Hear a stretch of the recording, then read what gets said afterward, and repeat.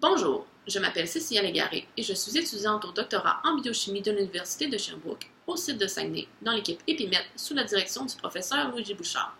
Je fais également partie du groupe de recherche interdisciplinaire sur les maladies neuromusculaires, le GRIM, dirigé par professeur Cynthia Gagnon. Le projet de recherche sur lequel je travaille dans le cadre de ma formation est intitulé Résolution du contexte génétique et épigénétique au locus du gène DMPK et impact sur sa régulation transcriptionnelle.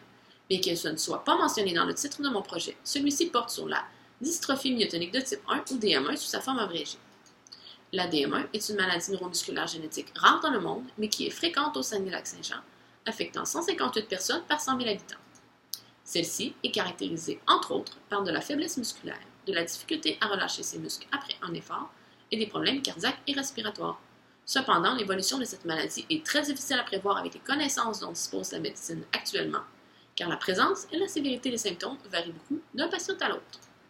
Nous savons que la DM1 est causée par une augmentation du nombre de répétitions d'une séquence de 3 bases de l'ADN, aussi appelée triplet CTG, au sein du gène DMPK, et que plus cette répétition est longue, plus les symptômes de la maladie sont sévères.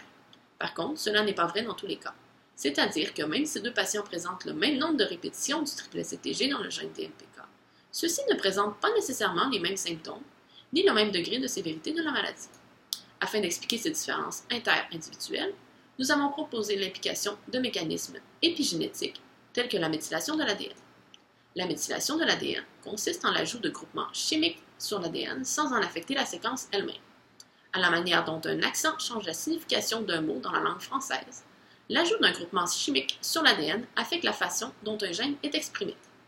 Ce mécanisme moléculaire pourrait donc potentiellement expliquer pourquoi deux personnes avec le même nombre de répétitions du triplet CTG dans le gène DMPK ne présentent pas les mêmes symptômes.